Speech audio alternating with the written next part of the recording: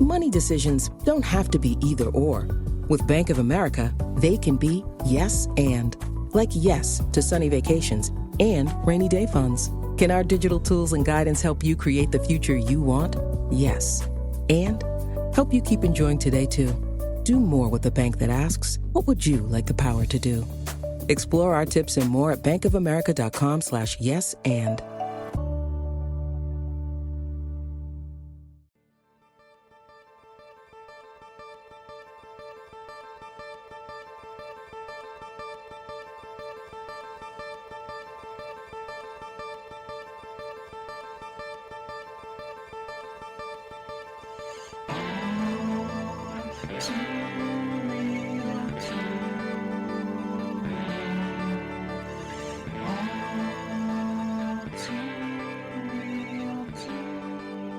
Okay, everybody, welcome to the latest episode of All Too Real 2.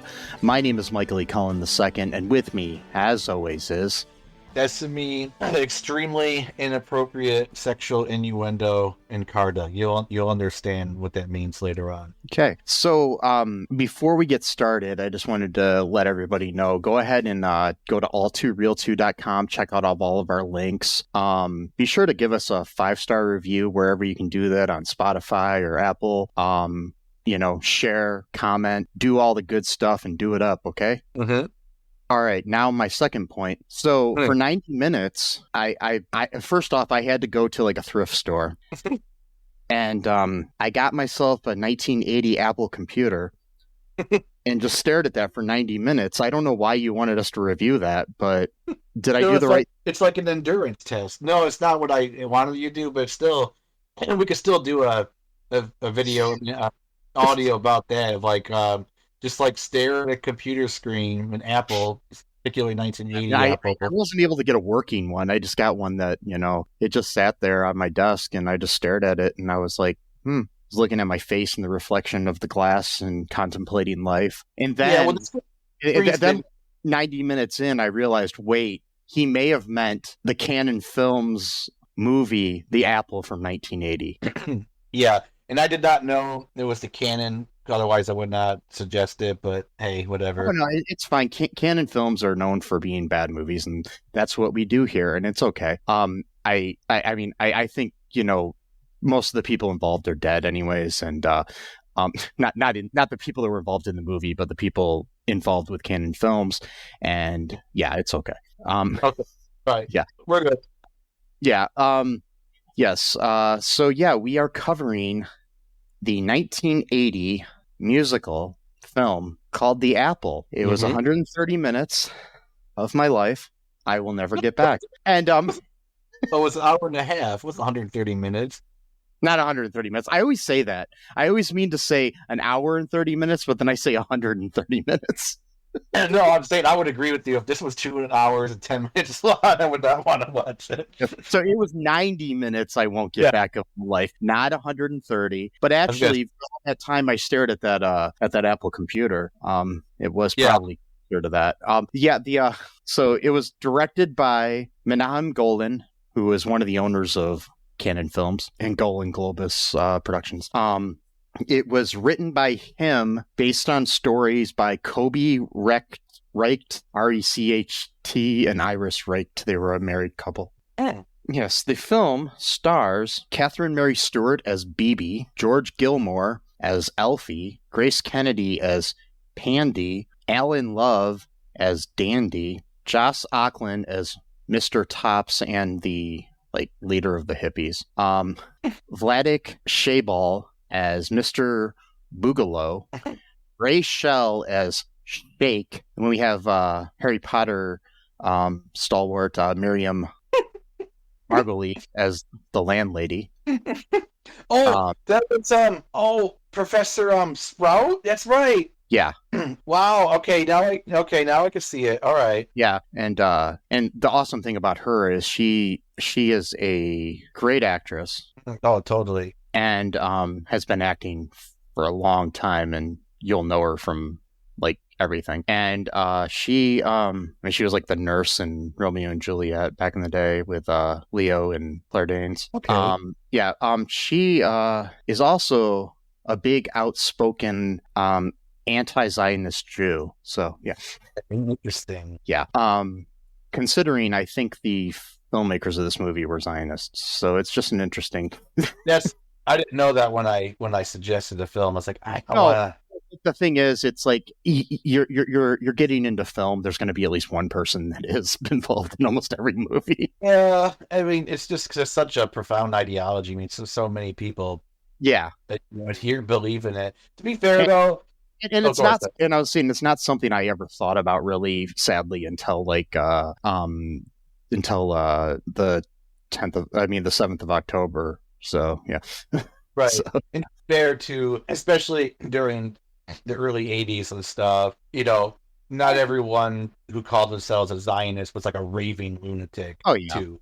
Nowadays, pretty much probably everyone is, but. Back then there was like degrees basically like so I want to be fair I mean, and my thing is when you hear some other stuff about Mr. Golan here that makes me feel a little sympathy for him, so we'll get to that in our trivia section, which I hope we have time to do.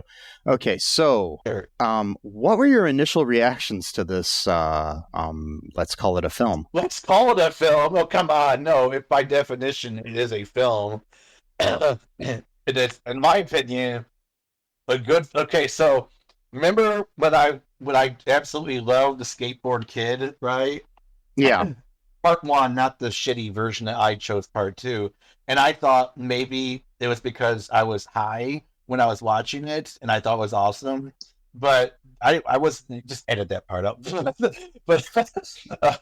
but I liked this. I was watching them last night, and I would just loved it. I thought it was great. I mean, yeah, it had its flaws, sure, but the cinematography was good. I thought it looked pretty decent. The dancing was good. The songs could be a little bit better. Some of the people a little bit pitchy, but that's fine. Plot was a little bit all over the place, in my opinion. It could have been fleshed out a little bit better instead of having like 18 subplots that last like 10 minutes long. Maybe narrow that down to be 3 subplots that are each get enough time to but I liked it. I thought it was good. I know you don't like it. No, I didn't dislike it totally. I thought it was an interesting fever dream. Yes, very much. It is actually something I would probably watch again, unlike, Tooth Fairy 2 or something. But but this movie made me question life and everything in it. And the movie did its job. That was what it was supposed to do. So yes, I pulled back out that Apple computer and then I just stared into it and thought about myself and my life and all the people I love and the people I need to make amends with. And wait, no. Wow. No, the movie wasn't as bad as I'm making it out to be, but it is considered one of the worst films ever made. So still understand. Okay. By most critics. And it actually is considered one of the films that killed the musical for years. So oh my God. They don't understand what I was watching. Okay. So yeah, the budget was $10 million. I don't know. Let me see. I'm trying to figure out what the box office, if I can find that. That can't be right. What? I guess it is though. It made $569 worldwide. No, come on, that's bullshit. That's according to Box Office Mojo. Why? It was a good movie. I'm sorry. I don't know if I was watching something different and what everyone else is saying it's the worst movie of all time. Really? Chick Boxer? But the thing is, it's one of those films that since it came out, it's got a big cult following. Okay. But at the time in 1980, everyone hated it.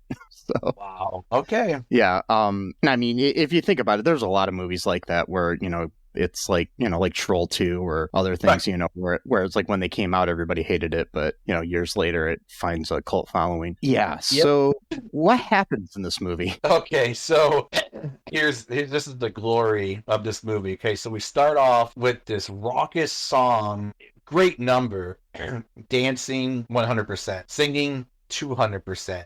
The crowd loving it. Then we get some weird stuff where heartbeats are measured. Didn't really quite understand that. Yeah, so there's like this is at like a contest that seems kind of like almost like Eurovision, but includes the whole world. It's like what was it called? It was called oh shit, I forgot the name of it. But I had it written down, but I lost my notes. All right, you lost it inside the Apple computer. Yes, I was staring, and I just let the Apple computer just eat my notes, and that's how it survives. Eventually, it'll eat me. Like Videodrome. Yes. That's another good movie. It's got a cult following. Videodrome. Speaking of piece of shit actors and producers, I think it was called like World. I think it was just called World Vision or something like that, because it was basically like a ripoff of Eurovision. So, yeah, I don't know when Eurovision started, though. This might have been before that, so I don't know. Well, Eurovision started back in the 60s, I think. But okay. Then, yeah, it was probably a ripoff of that, because I didn't know much of the history of Eurovision. So, yeah. But it's interesting. So, like, the song's great, in my opinion. A little bit pitchy here and there, but that's fine. And because, hey, at least that shows that it was real. It wasn't auto-tuned to death. So you actually hear real voice, real people putting in a real effort. I don't know why I keep saying real, but and so they measuring people's heartbeats in the crowd about whether or not they like the song or not. And so this dude named Mr. Boogalow, who's like a big time record producer, he owns like the city as well, I guess. I don't know. And then their song got 150 heartbeats, which I guess is good. I don't know. And then the next group is a duo. It's just a guy and a lady, like a folk guitar, singer-songwriter type song. At first, the crowd hates it because the previous song was just so cool and they had like a million dancers. Now it's just two people just kind of singing a kind of a love song. But then they kind of the first song, it's called BIM. That's right, BIM. Yeah. Yes, which stands for, by the way, Boogalow International Music. Oh, I didn't know that. Okay, I was going to look that up, but I forgot. All right. Yeah. Okay. All right. That makes sense. And so the crowd kind of settles down a little bit, and they actually end up liking the song. And theirs got 151 heartbeats, and it was because Mr. Boogalow understood that it was, quote, nostalgia. And nostalgia's bad because it harkens back to the past, and you can only move forward, which I kind of agree with, but not in this instance. What he's trying to do. Well, isn't the root word of nostalgia has something to do with like heartache and pain, like the etymology of it? It means I think it means something like having a pain for like a feeling.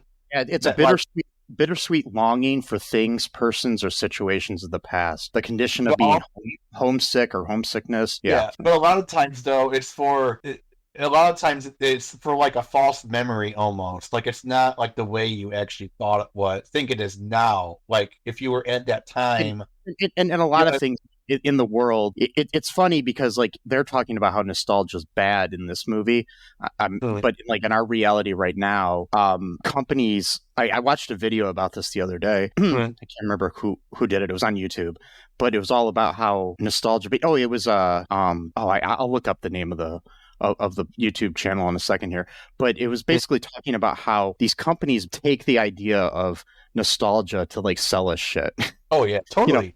You have things like for example, like the like when they had those Nintendo classics come out, those little game systems, they look like the old ones, but you could have just had that on a an actual game disc that you could put in your Wii or something, but nobody wanted that, so they it's just like, well, yeah, because it doesn't take you back to early days.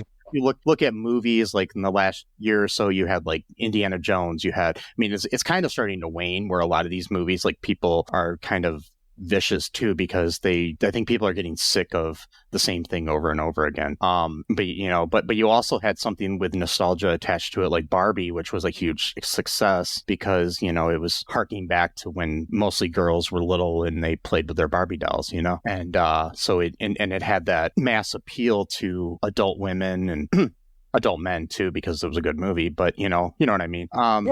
Yeah, stuff like that. You have this nostalgia where you have all these reboots of TV shows and stuff like that, but that's just an entertainment. But then you have like even kitchen appliances that are made to look like stuff from the 50s or something, or the 80s or whatever. It's just, it's stupid. But yeah, but it's funny that in this thing, they kind of realize it's not as necessarily a bad thing. What Boogalow's saying is that we shouldn't probably latch onto nostalgia. But it is true, though, that, when it comes to like music, though, I think it's good to have some kind of basis in the past and in nostalgia when it comes to creating art. No, totally. Yeah, it's just like an interesting like philosophical, argument.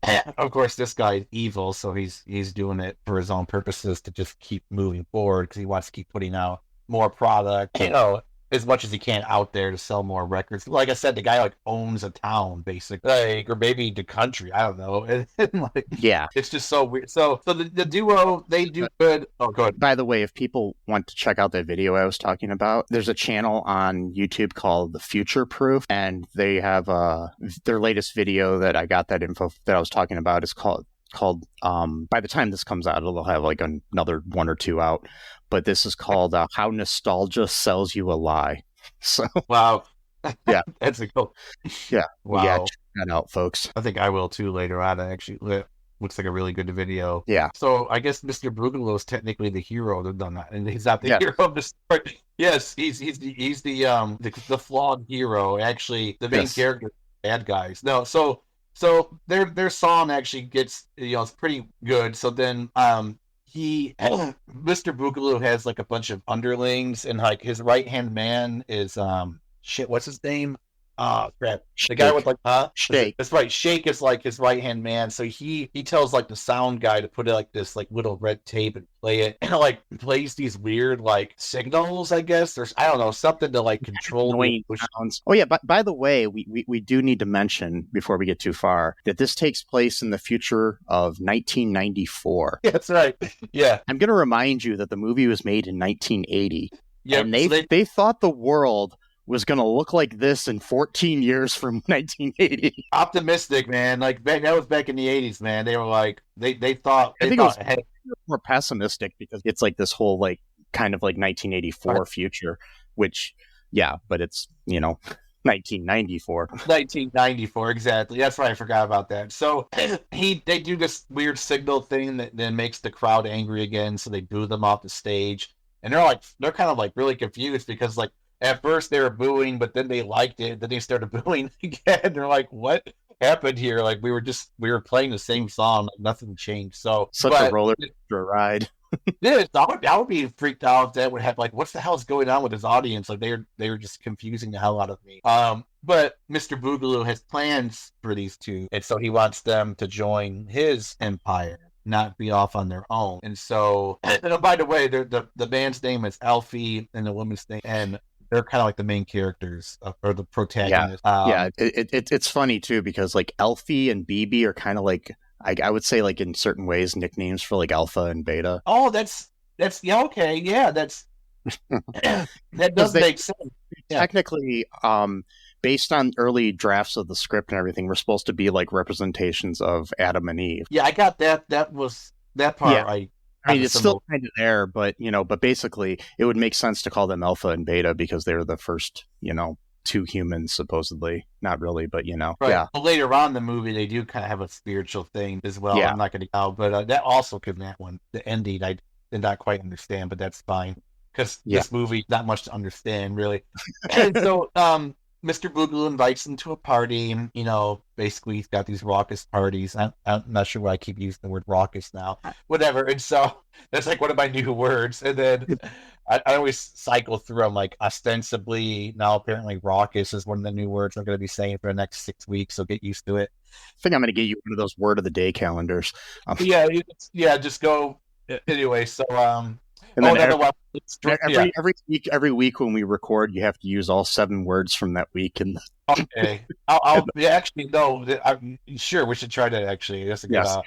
We're gonna do this from now on. But another one was extrapolate for a while. I was saying that a lot. I'm not sure why, but okay. So they're at this party. He wants to sign them to his record label. Obviously, they separate the two immediately, and to get them to hang out with different people to potentially have sex with. Bibi is, carried away by this weird looking dude that looks like fucking David Hasselhoff in the 1970s or some shit. I don't know. He looks like a I don't know, like Roger Daltrey's like smaller brother or something. That's good, Roger. It does look like Roger. This guy's younger. And then Alphie's not carted off, but there's some woman. I swear I've seen her before in a movie. She's been in other things.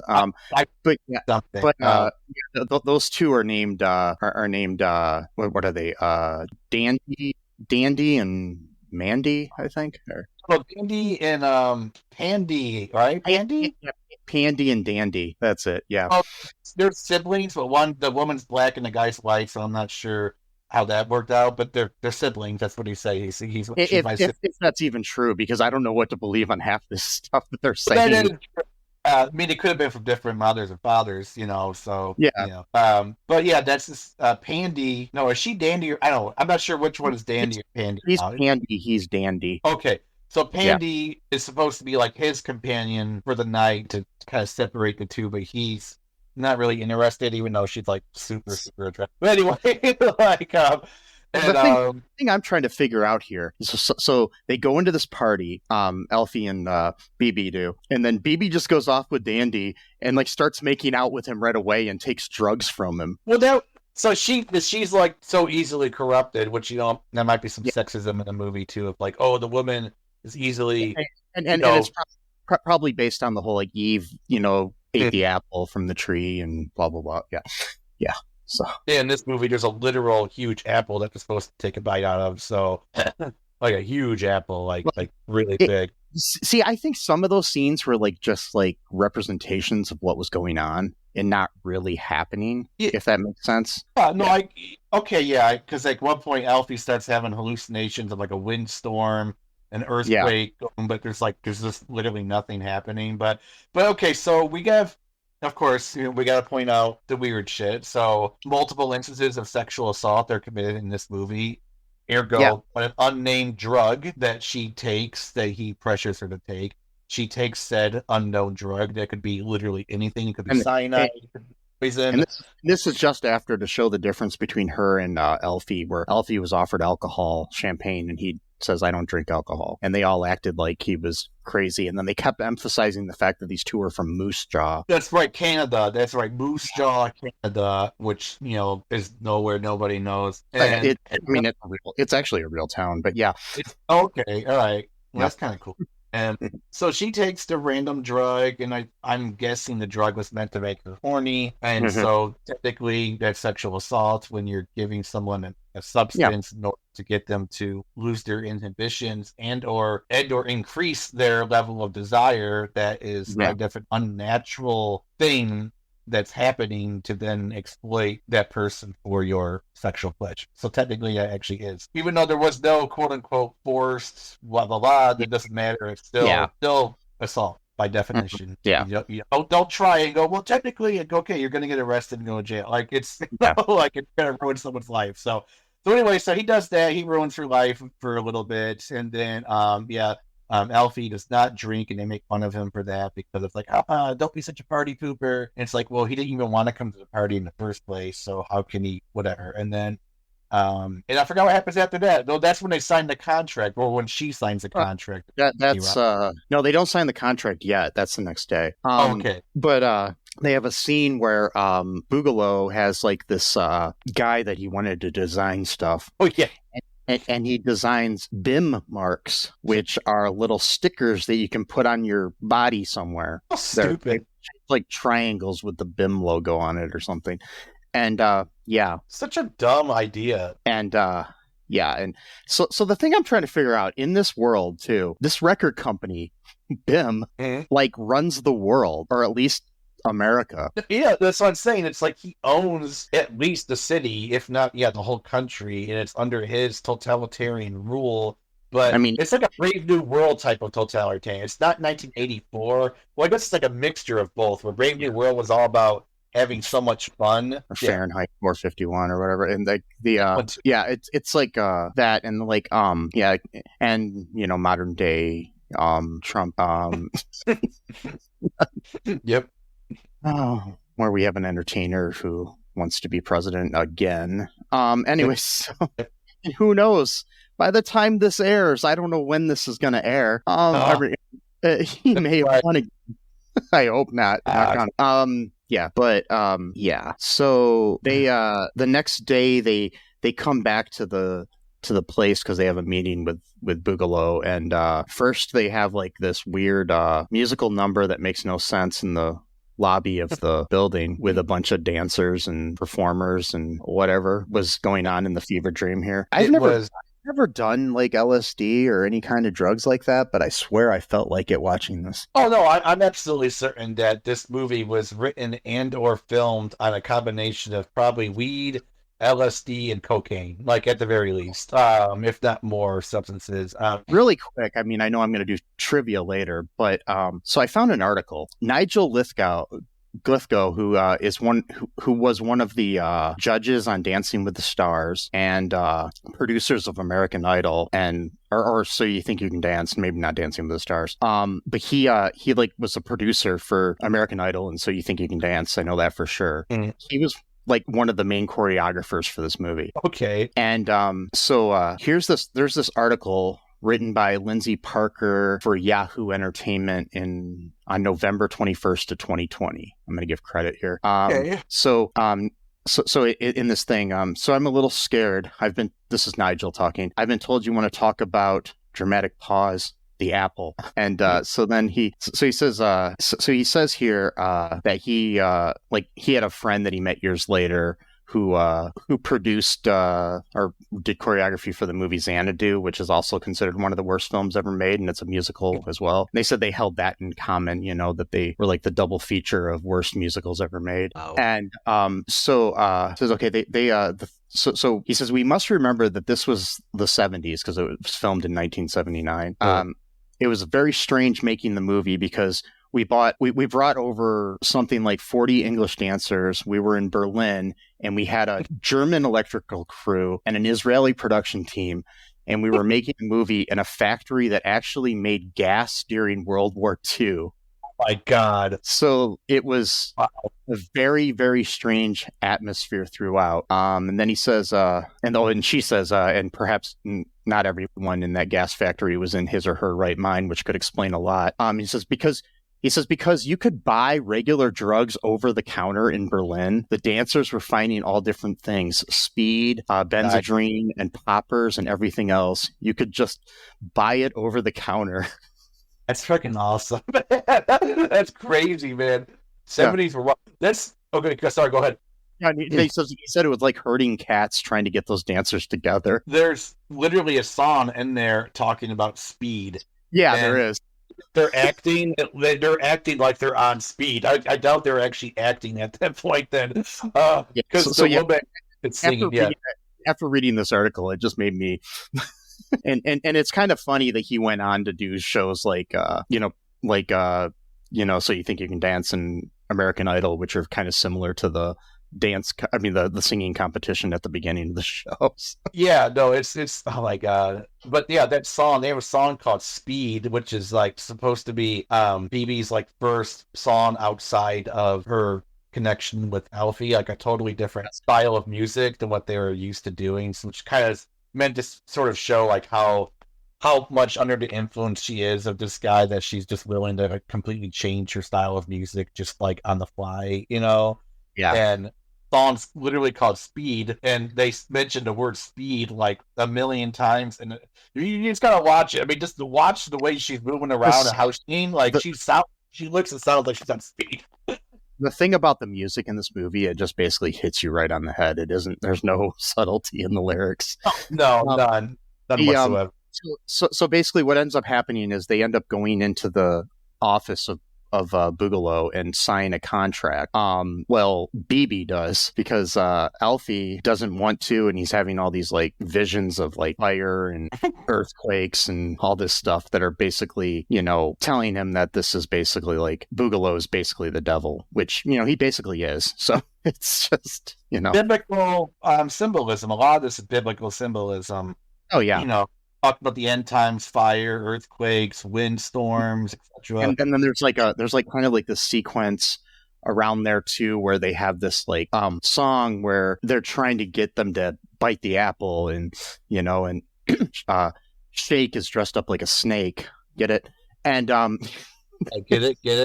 get it. Yeah, and all this stuff, and it was just totally like, and they're in like this hellscape, and it's kind of creepy. Yeah.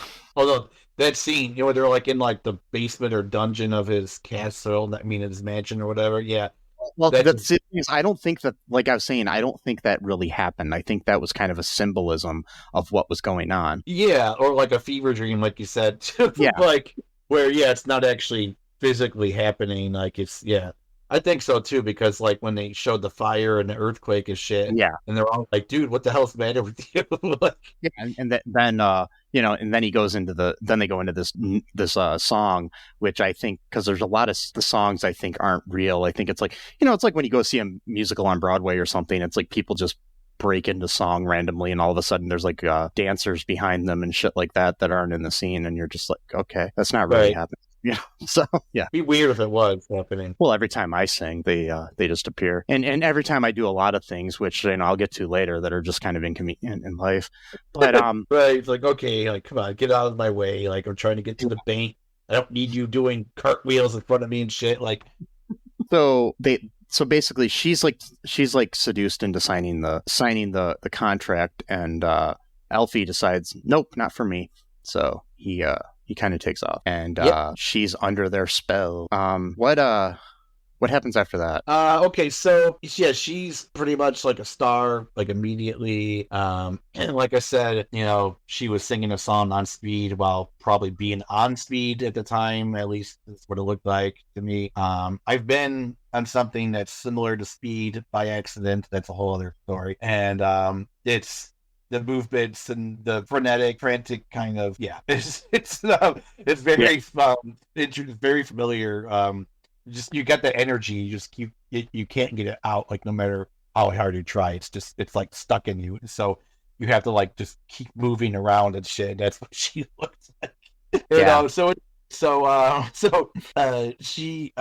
he's like kind of staying like in his crummy apartment now because that's all he can afford, and that's the woman that you were talking about earlier.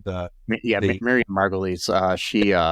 She plays his landlady. On the way, when we first meet her, she's walking down the street, and a cop stops her and says, "I need to look at you," which is creepy to begin with. And and then he says, "You're not wearing your BIM mark." And then tells her that she has to go to the post office to buy some, which is a weird place to have to buy them, but I guess whatever. So it's now against the law if you're not wearing a BIM mark on your body somewhere. So I'm starting to wonder if that was, because of if the guy was like, like a Zionist. I assume maybe he was a Jewish Zionist, or maybe he's just a non-Jewish Zionist. I don't really know. Well, he was Jewish. He's Israeli. Well, it's okay. Well, Israeli almost certainly a Zionist, but that could have been like a reference to like the Holocaust, where you had to wear like a yellow star if you're a Jew, and like in this one you're wearing like a triangle kind of thing, but it's on your head, so it's not the same object, but you have to wear it. Yeah, the triangle during World War II, LGBTQ plus people had to wear those. So okay, I did not know that. All right, because like there was different things that they made people wear. I mean, the most well known is the Star of David that they made people wear, but there's the yellow stars of David that they made them wear. But I think it was like pink. I think that's where a lot of the pink associated with the gay community and stuff comes from. Is I think they made them wear pink triangles. Right. My question is about that. Just like a short tangent. Don't worry, it's not a long one. like, what if you weren't wearing a yellow Star and David? Like, how would they just be able to tell that you're Jewish just by looking at you? Because like Jews look like the people that they're in, like everywhere in the world. Well, like you're in Africa, you're gonna be black. Like, you know what I mean? Like, I'm sure plenty of them hid among, Nazis, and some of them even became Nazis. right. It was more like once you were found out, and it was a lot of the people that didn't want to deny their true identity, So once they were labeled that, they were literally labeled that, So Yeah, yeah, it makes yeah. So yeah, that's what I think happened.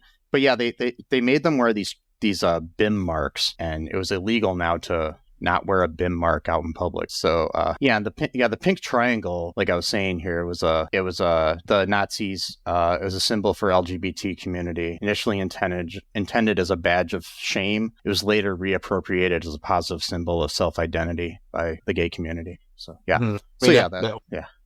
But yeah, so we find out that Alphie's living in this place with Miriam Margolyes, his landlord. Miriam Margolyes, not Mary. But yeah. So yeah, what happens there? So she's like kind of like taking care of him almost. I mean, she's complaining about not having her rent money. It's kind of like a maternal figure for him, sort of. Yeah. And she's like, telling him like, all right, go write a song, sell it, quit just hanging out here doing nothing type of thing. You're not really, being that productive just by staying here. So then he goes and records this. Oh no. Before that, there was a weird scene too where he grabs her boobs, but like, which I was like, what the fuck is that about? I'm like, wait, what? Like, are we gonna have like a sex scene here? Like, he's like messing with her, and I mean, I think it was done as a joke, but it was still creepy as fuck. But still, it's like I wouldn't do something like that, like even as a joke. But again, it's 1980, maybe it was just different back then. The last time my landlord came over, I just grabbed his breasts. Wait. wait, what? And so he plays the song. They're like, it's really good, but it's not what we're looking for, And they're like, well, come on. And he's like, you're a talented young man. Just go find out what's popular and come back and record that song, and we'll give you a chance or whatever. Of course, he doesn't want to do that because that's not his style of music. He wants to do what he wants to play, God forbid. Mm-hmm. I mean, God forbid artists do what they want to do with their art and make the art that they want to make, Got to make sure you do what other people want to hear. You have to make it exactly like a fan wants it made, and then otherwise, or like a critic wants it made, because otherwise you'll just get like lambasted, like, or making a movie like Joker 2. But yeah. Or Snow White, because people are a lot of strong things about this. Or people get pissed off because there's a black lesbian starring in the Acolyte Star Wars show, because they don't want to have that in their Star Wars. You can't have a female in there as the lead. God forbid. So. Because you're being woke.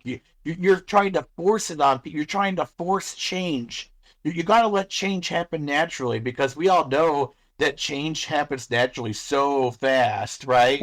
So, like, let's wait 1,000 years. The character wasn't even a lesbian in that show, but the actress is at least bisexual. I can't remember, but she's an LGBT, person, and so they all freaked out, and then but there were like implied lesbian characters in there, but because she had two mothers, but whatever. I just don't give a shit about this stuff where it's like, how I know it's a small rant, short rant. Okay, I won't go too far into it, but like, why focus on like such like particularities about stuff? Like, just like enjoy something for what it is on like the macro level. Like, you don't have to like, oh well, technically, this person is supposed. I'm like, who gives a shit? Like, just watch it and enjoy something. Like, why do you need to like be so like focused on like one tiny thing, and then like that's gonna like make or break your enjoyment of something? Like, just come on, like, and even if you don't like it, you don't have to be so mean to people who do like it, or outspoken and mean to the actors involved, or the writers involved, or the directors involved. It's like, so like the world doesn't revolve around you specific, because there's plenty movies that are part of a franchise or movies that aren't that I dislike, but I know we do a podcast where we talk about bad movies, so it's not necessarily a great defense for myself, but I don't go, and we don't do this either. I mean, we do go on our little rants about Larry the Cable Guy and whatnot, but I've never gone and threatened Larry's life because I didn't like one of his movies. Or you don't go out on the Larry the Cable Guy page and start like arguing with people. Like, yeah. It's what people do. I mean, they'll attack an actress or an actor just because they're, not exactly who they thought should be in this project or something, and it's just so stupid. And it's like, and then they always latch onto the, my childhood is destroyed. No, it's not. You can't destroy something that already happened. But that's just it right there. I actually read a comment or a post recently where it said conservatism by its nature is almost a childlike thing, because it's always about how their life was as a child. They're like, things used to be simple. Things used to be easier. It's like no, you used to be a child and your parents sheltered from the world. And so that's what you're actually hearkening back to. Not some world that existed a long time ago that no longer... It's like that was your little world that existed that no longer exists. Yeah. It's not... World itself wasn't that way. World was the block you grew up on and the, buddies you had growing up that you played wiffle ball with in the backyard or whatever, life was a lot simpler. But now, you have bills to pay and, worries about the world, and you actually care about foreign issues. And you also have the internet now, and people didn't necessarily have that when they were a kid. Some of these people did, but, it's just so stupid. It is. So anyway, so I didn't mean to go off. I kind of took it. But basically, though, it makes sense because, like, now they're like, oh, that's not what we want. You want artists to. It does fall into music now, and this movie was very true to that. And I'm sure it was kind of like that in the 80s. But this whole movie is like a disco, nightmare. But there's a lot of disco, especially with the violin shit. That's definitely a disco thing. Because I think, throughout history, we've had things like that where it comes to music, whether it be big band or whatever, where, one type of music catches on and then everything starts sounding similar. But we're getting to the point now where everything sounds the same. But it's just... We're getting to the point where almost every genre of music is like merging into one style. And I'm not sure I like that. There are definitely some cool things about it, but like, then what happens? Like, you're not going to have anything else at that point. Like, and while we're on the topic of music, so this is 1994, and I was in high school in 1994, and I remember there being a wide variety of music. And I know this is going to get me shit here, but I think that Kurt Cobain had seen this movie in the 80s and thought that music was going to be like this. So that's why he died in 1994.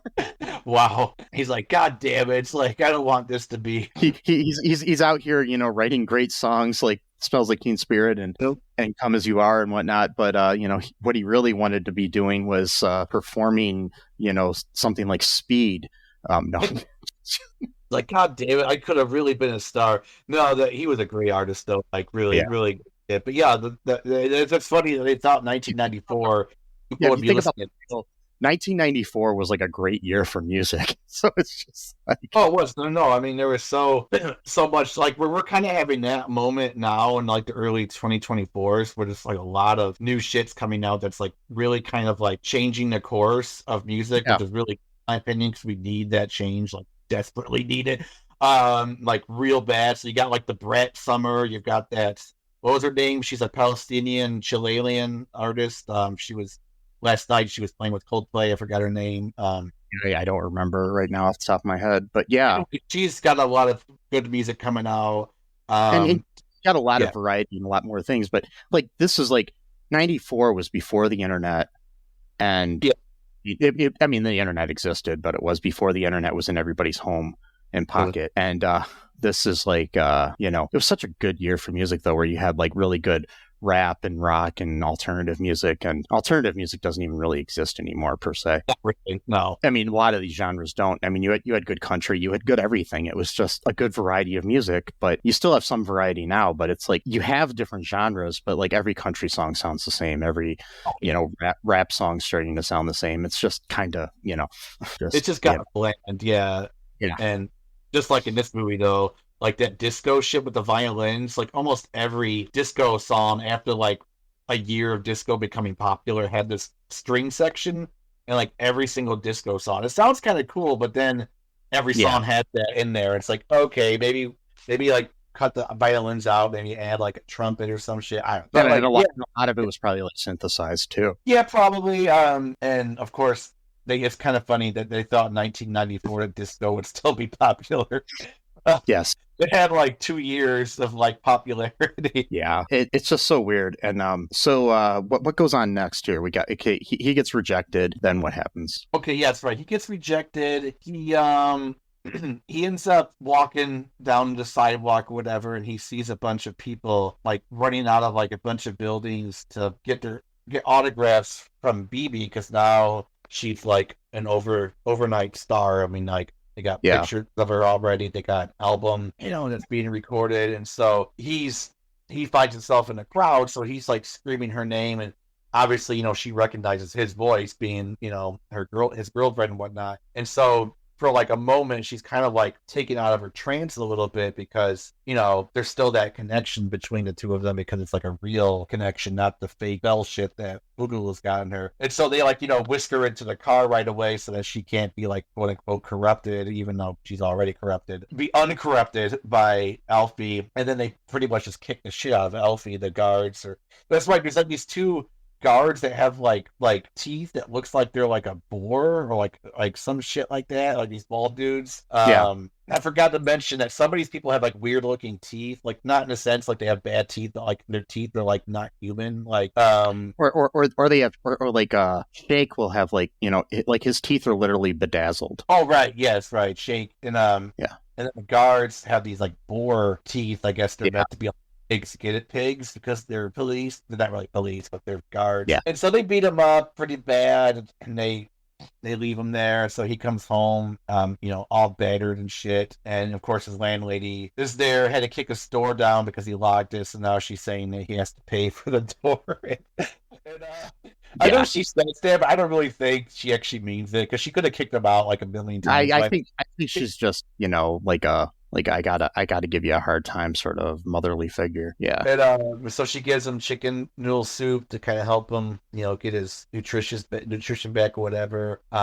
She's like, hey, you got to go back out there and find her, even though he just got the shit kicked out of him. It's like, maybe give him a day to heal or something like that.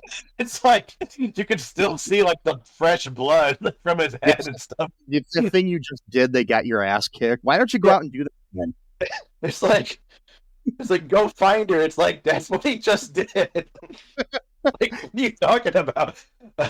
No. Oh my god. And then and so he goes to a party I guess he was invited to. I guess technically he was like invited to all these parties. He just never went to them. Like, I don't know what that was about.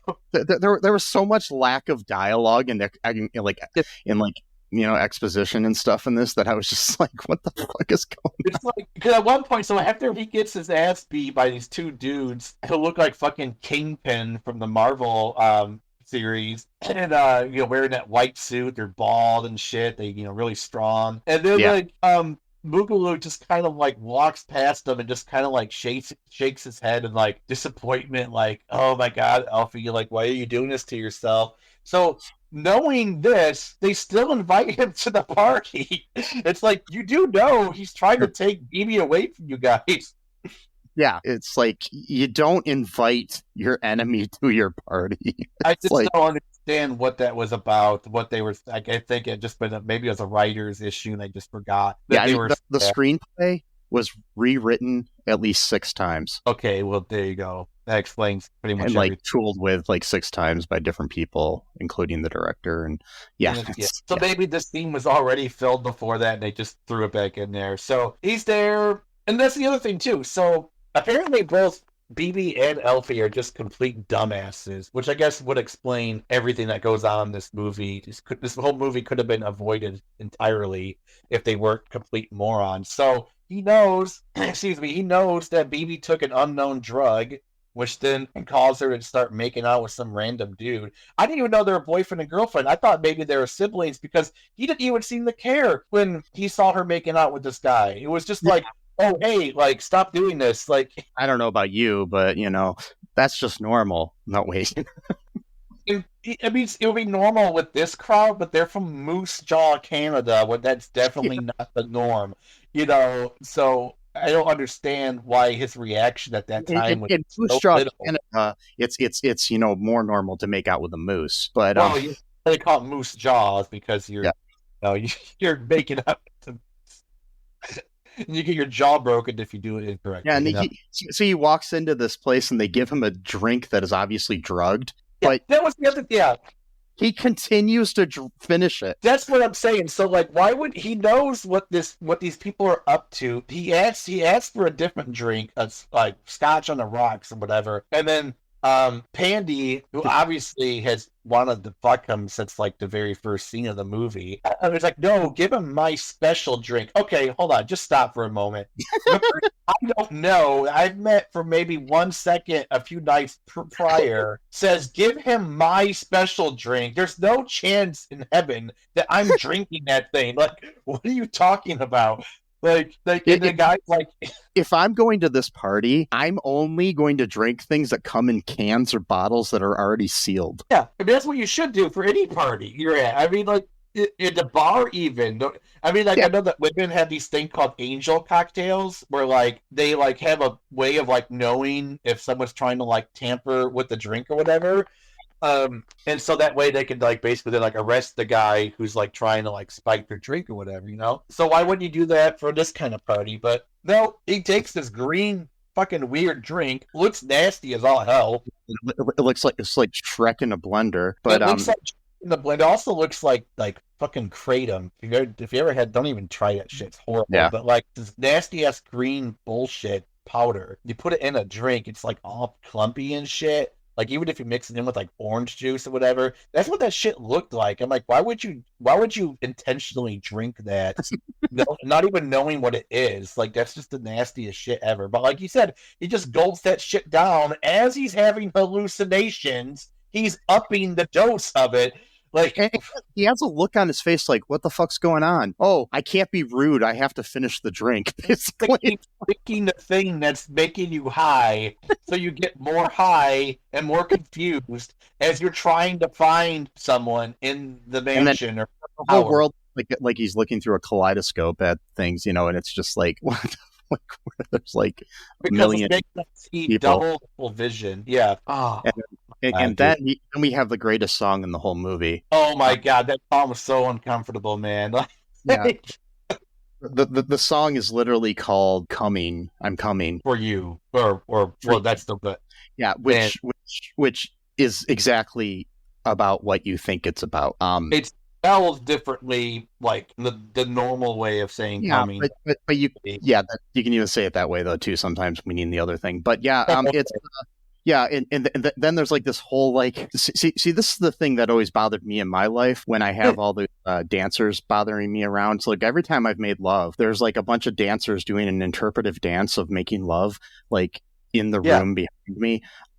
It's always been really awkward for my ex-girlfriends, when we would do this, I'd just be like, yeah, they're like, where'd all these people come from? And I'd be like, yeah, it just happens, it's just my life. Yeah, 20 couples just showing up on random beds and just like, I mean, pretty much fills the entire apartment at this point. Like, I mean, people got to be crawling over each other at that point because there's not enough space on the beds, It's, it would get kind of annoying. Like, hey, move over. Like, come on. Not part of this. Go. Like, it's like, but yeah, so she ends up finally, making quote unquote making love, screwing him, so I guess she got out of her system because I guess that was more for her than it was for him. Because then, like, immediately after the next morning, suddenly she becomes like one of the protagonists, like sets Bibi free. It's like, think she started to feel guilty about what she did, and it kind of like emotions started to fall into her body, that had been kind of like desensitized based on the drugs and shit, I think. It does make sense because it does happen to a lot of people when they eventually have a moment of clarity. Yeah, but so Alphie, basically tries to, after he realizes what he did, he's like breaking out and he's trying to find Bibi. He goes into a room and she's in there like in a bed making love to Dandy, and she's just like, "Who are you?" Basically, get the fuck out of here. She didn't say that, but it's like this is like, it's like, because he drugged you again for a second time. Like, come on, you okay, the first time, you made a mistake, fine, but now this is what he does. Don't take anything from him, okay? And so then he kind of gets like, Alphie like passes out or something, and then he wakes up in like a park the next day, being awoken by I don't know, like a hippie Gandalf. Yes. And with a fake beard, you could tell it was fake. Anyway, so yep. And he basically takes him to meet all of these other hippies in the middle of a park. It's kind of like Central Park or something, right. And they're all getting in trouble for being there by the cops and stuff, and they all escape down into like this cavern. And so Bibi wakes up the next day, and she thought she was dreaming, where she basically told Alphie to fuck off, so it's like, right, like, turns out it was real. And so now she's wanting to go find him, and so she goes to where he was staying, and the landlady says he moved out today, okay. Right. And she kind of tells him where he was, and then so she goes to the hippies in the cave, like you do. I mean, when I was younger, I used to hang out with a bunch of hippies in a cave. I don't know about you, but very safe, by the way, too. Yes. Hanging with a bunch of strangers in the cave. Why not? So she finds Grandpa Gandalf there, and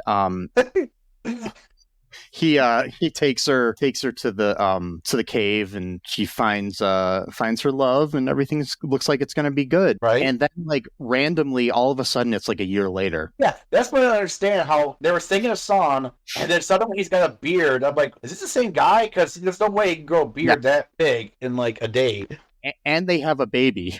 So okay, so now I don't really consider them the protagonist. You get raising a child in a fucking cave underneath the park. No, you're not the good guys anymore, okay? Like, now Mr. Boogalow is the good guy. No, we don't want to demonize the unhoused community. Well, no, but they were intentionally doing this. It's a different story though, because they're like the rebels, and it's a whole different they don't want to wear the stupid triangle bullshit. That's the other thing too we forgot to mention. So Mr. Boogalow specifically tells, what was his name? Ashley? Was that the guy that made the triangle thing? Or was that someone else that made it? I don't know. I can't remember the dude's name. The bin mark. By the way, also too, there's a lot of gender bending going on in this movie. So a lot of the men have female names, and a lot of the women have male names. I'm pretty sure they did that. And there's also some trans people in the movie too. So trans or at the very least drag or yeah. So it's kind of progressive for its time, and I'll give it that. Sure. And then what was I saying?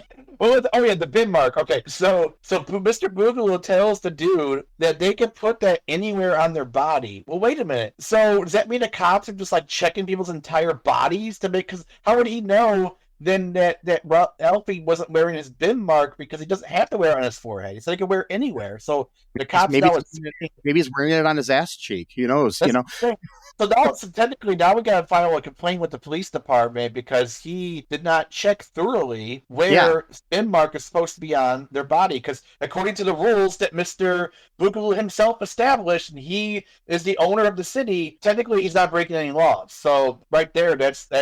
And I mean, speaking of trans and stuff like that, it's kind of like what people want to do nowadays, where they want to basically, transvestigate every person playing sports and find out if they are male or female. Or artists or actors. Yeah. I mean, they've been doing that to Lady Gaga since like 2009 or some shit. Where I saw a post today online where someone was commenting about Jennifer Aniston, saying they think she's a man. Like, fucking God, dude. It's like these people are either just trolls, bridge trolls, no pun intended, because these people live underneath a bridge apparently, but like, or they're like being paid by like Russia via Estonian kids making like 5 cents a day to make Facebook accounts, just like poisoning a discourse online. Yeah, or whatever. The actual comment was there was a news story about that she was involved in, and it said, "Miss Aniston, don't you mean Mr. Aniston?" It's like, or they were saying the same thing about Michelle Obama. My thing is like the people that, I mean, they tend to do it a lot with, like, I know we're getting totally off topic, but a lot with people of color. Oh, of course. And I mean, Michelle Obama totally looks like a woman to me, but as does Jennifer fucking Aniston. Like, she was like considered like one of the hottest women in the world in the 90s and the early 2000s. But hey, let's say she's a man now. Because she's older. That's why. Because when you get older, yeah, you look a little bit more rugged. I mean, that's just how age works. Oh, go check her out in the fucking Leprechaun Part 2. She was like 19 or some shit. Like, you know what I mean? Like, that's a deep cut right there. But anywho, so we've got we've got our random, you know, hippies here, and all of a sudden Boogaloo and his lawyers and a bunch of other people show up in the park where they're hanging out, where the hippies are hanging out, and they want to arrest Bibi because she owes him $10 million based on her contract, and Alphie's like, it's going to be okay because Mr. Tops is going to arrive. What the fuck was this about? I didn't like. Oh, so there was originally a scene at the beginning of the movie where Mr. Tops creates the universe. Hey, wow, all right. But they cut it out of the movie. So then he just shows up at the end of fucking Cadillac or some shit. Like, not even like and it's played by the same actor who plays the hippie leader. So okay, of course, you're trying to like say he's like a universal. Yeah. So yeah, like it's kind of like the whole, like, I don't know, like maybe the Father, Son, Holy Spirit sort of thing. Yeah, because Boogalow is supposed to be a devil, and this guy's supposed to be God, I guess, or some shit, right? And, my God. Maybe his representation on Earth was the hippie leader, so that's why they're the same actor. That would make sense, though. And his name is Mr. Tops, which you know, Tops, like he's up above, and you know, right. So he comes to Earth in a Cadillac because that's exactly. I mean, do you remember that part in the Bible where it said when God comes back, he's going to come in a Cadillac? And at first I thought it was a DeLorean. I was like, wait, how come they have a DeLorean? I'm like, oh no, it's a Cadillac. Yeah. But it wasn't even a real. It was like a mystical, like it was like ethereal. It wasn't even like a physical Cadillac. It was like. Well, it was like in the sky, but I think it was just bad blue screen or bad Cosmo. That's all it was. But so then he comes and he makes the contracts disappear and all this other stuff, and he's decided that he wants to create a new world. He tells that to Mr. Boogaloo, so he wants to create a new world free from him, from Bim, I guess we could say. Yeah. So God wants to create a world with the lack of a devil, basically. So right, because he's like, you can't have it without me because I'm needed, type of thing, you know. Yeah, kind of that sort of like yin to your yang or whatever type of thing. That's like you can't have the sweet without the sour sort of thing. But like he almost looks sad, like when he leaves. Yeah. Like wait a minute, like so basically, I think this is kind of like the rapture then, and all the good people, including Andy, all of a sudden now she's good. Get to go up to heaven. She saw the light and she became good, you know. So yeah, it was cool. And that's how our movie ends. That's it. And then the music, you know, obviously at the end or whatever. But that's it. The whole movie. Do you want to hear some trivia about the movie? I would love to hear some trivia about the movie. Okay, so director Menahem Golan has said that that when the picture it premiered originally at the Montreal Film Festival in 1980. It got booed midway through the showing of it. He left the theater, went to his whole hotel room, and was preparing to commit suicide by jumping off the balcony when his business partner barged in and stopped him. So that's really sad. That's why it's wrong to really make fun of someone who's sincere and is trying to make something, even I know we kind of make fun of movies. We make fun of movies that are like 50 years old. It's not like it just came out. We're like, oh, fuck you, or whatever. Like, but even then, we do it in a respectful way, I think.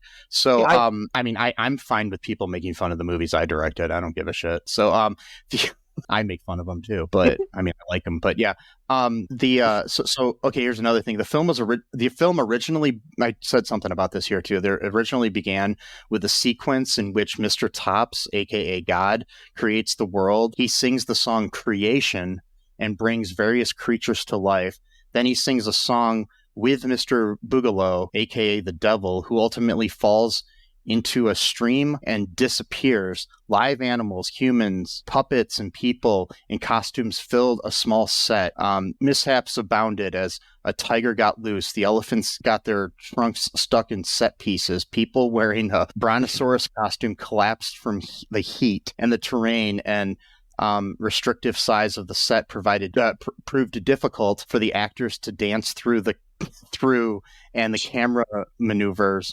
And then the cameras to maneuver. The omission of this disastrous shoot makes the biblical ending of the movie seem completely random. No, it does, because the whole thing with like Alphie's like, having these hallucinations of like fire and earthquakes and wind. That was probably Mr. Topps causing these things to happen to him to like warn him. Like, so he's like a prophet, Alphie almost. Like, you know. But then, no, of course, then again, no, I like the way the movie did start. I think it would be kind of weird for it to start that way, but they should have then changed the plot of the movie, then not have Mr. Topps come at the end. Like, so here they can say, reportedly during its premiere at the Paramount Theater in Hollywood, audience threw their free souvenir soundtracks at the screen, causing extensive damage. Oh, fuck you. Yeah. The film was originally set in 1984 because of the Orwellian themes in the story by the original writers, but the director decided that the year was too close to the era in which they were living, because it was filming in 79. So he said he decided to change it to the way distant 1994. A lot has changed for us in 5 years, 2015, 2020. So maybe Bibi's singing was not done by the actress. She could sing, but not that well. And so they brought in Mary Hylan to sing her parts. The composer of the film, George S. Clinton, not the Parliament Funkadelic Clinton, George Clinton, different, it's a white guy. Heard her singing at a Christmas party in 1978, and she was hired as the singing voice of Bibi based on that performance. So, I like that song, Speed. Yeah. So, Grace Kennedy, who played Pandi, was really embarrassed and didn't want to sing "Coming." She finally agreed once it was rationalized to her that it was Pandi singing those words, not her. Right, Grace Kelly. Okay, I know that name, so I know that the person. It's Grace Kennedy. Sorry, Grace. Okay, never mind. No, not Grace Kelly. Grace Kelly was the Princess of Monaco, who was a actress in like Hitchcock films and stuff back in the day. Okay, a white blonde-haired woman. Okay. I'm trying to think. That's probably the most of the most important trivia that I found here. Any other final thoughts here about this movie before we wrap things up here? Let's see here. Well, there's an episode of Community that kind of has some similarities. So, for example, there's a scene in the episode. It's the episode where they have an app called Meow Meow Beans. And where you like rate other students, and so like if they like create like this very hierarchical society within like a weekend where like the ones have like no rights, and you got all the way up to the fives, and like the fives are like doing weird shit, like almost like in this movie where they have like their own special dance. Yeah, it's called it's season 5, episode 8, called App Development and Condiments. I recommend watching it. It's they based there was a lot of films that were referenced in that episode. Zardoz, Starburns in that episode dresses up as an exterminator from the movie Zardoz.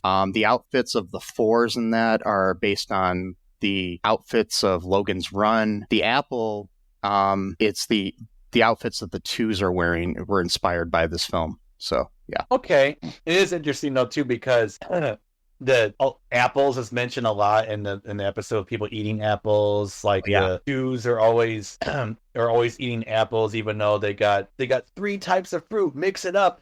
And at one point, Jeff Winger, he's he's trying to ascend to the level of 5 so that he could like basically take down the system from within. And they have a talent show, kind of like, you know. I mean, it's very. I recommend people check it out because you know it's a good episode. Yeah. Too much, but they mentioned apples. A lot of mention of apples in this episode. What I'm trying to say, so I'm pretty sure it's definitely partly inspired by this movie, but not totally, like you said. But that's it. That's all. Yeah, it's my. Oh my God! So we're talking almost the entire length of the actual movie itself. Oh, we are. We should probably wrap things up here, folks. As I said in the beginning, make sure you check out all of our links and everything at all2real2.com. Give us reviews wherever you can, Apple, Spotify, and whatnot, YouTube as well. Make sure you subscribe to the show, tell your friends, etc. Besides that, just remember that I know how to be a master. That's right. That's one of the songs. Yes. Sesame loves you. I do. Trans lives are human lives. Free Palestine. Stop bombing people. Please.